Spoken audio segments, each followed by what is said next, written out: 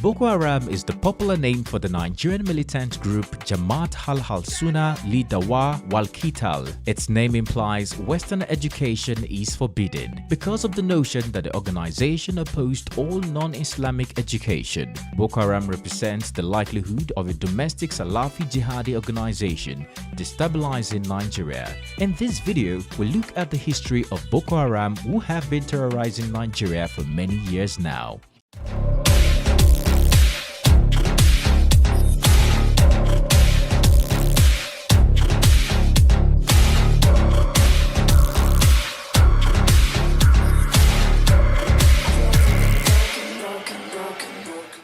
You're welcome to InfoBustUp YouTube channel, where we keep you up to date with the latest news trends and info in Nigeria and Africa. If you're new to this channel, do consider to subscribe so that you don't miss any gist. Now let's get straight to business. Boko Haram background. They are powerful sultanates centered around Hausa cities near to Kano and Borno for about 800 years.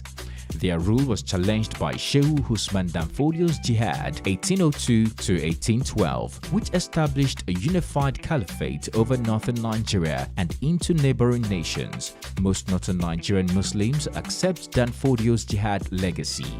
The British conquered his successor's caliphate in 1905, and in 1914, Muslim northern Nigeria was amalgamated and predominantly Christian southern Nigeria. Until 1999, Nigeria was predominantly dominated by military governors, many of whom were northern Muslims. During this time, Sufis and Salafists fought over theological issues, blind to the fact that Christians were vigorously preaching throughout the country, especially in the Middle Belt.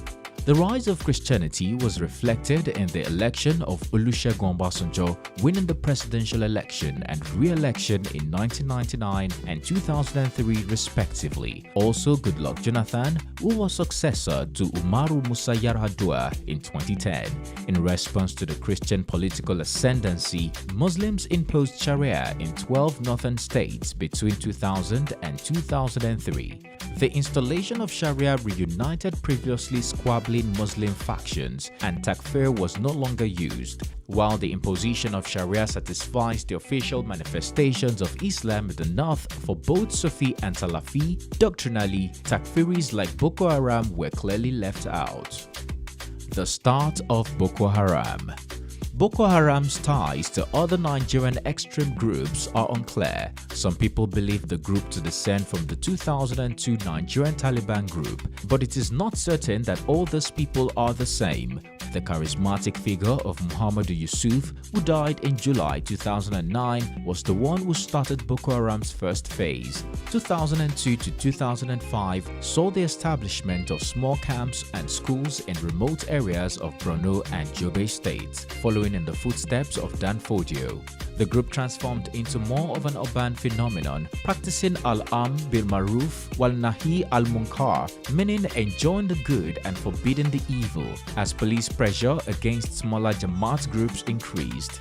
These operations, usually against alcohol and other non-Islamic practices, helped shape the group's identity. Again, the entire process is based on Danfodio's example. The attacks on the police began in 2004 and set Boko Haram apart from other Nigerian radical groups. It resulted in the death of Muhammad Yusuf after the Nigerian military attacked his compound.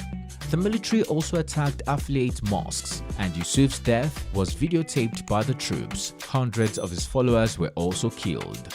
Rise of Boko Haram. The 2009 suppression operation and the subsequent killing of Muhammad Yusuf by Nigerian security forces in July marked a turning point for Boko Haram. The group was defunct for a while, and after a jailbreak in September 2010, they resumed operations. The group's second incarnation has shown considerable range, carrying out operations in Adamawa, Katsina, and Abuja. Targeted killings reveal the most, including prominent political figures. Some of them include Abbas Anas bin Umar, killed in May 2011, secular opposition figures Modu Fanami Gideon, killed in January 2011, prominent clerics Bashir Kashara, killed in October 2010, and non-violent preachers Ibrahim Ahmad Abdullahi, killed in January 2011.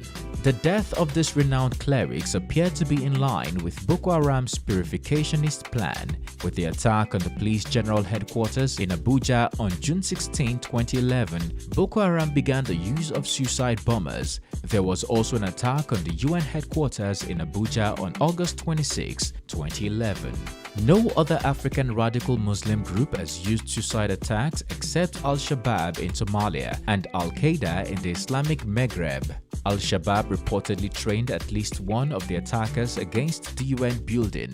The attack on the police general headquarters is consistent with Boko Haram's focus on the Nigerian police and army.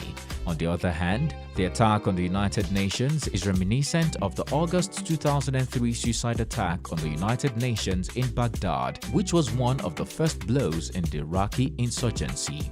Overall, Boko Haram is displaying the model of a Jamaat group with a quiet stage and then activist stage. The death of Yusuf was the catalyst. It gave the terrorist group ulterior motives other than the Western education as a sin agenda. Since then, Boko Haram has been able to expand their range of activity, not just in Nigeria but other nearby countries.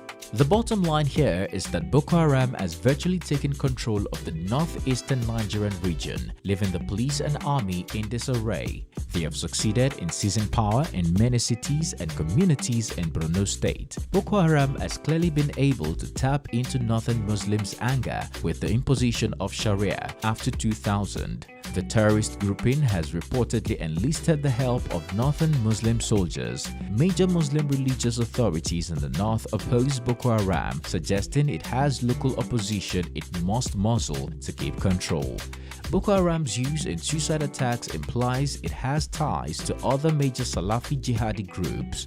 Most recently, the Nigerian army has succeeded in capturing many Boko Haram terrorists. However, instead of sending them to jail or other sentences, they are being pardoned and sent back into the society.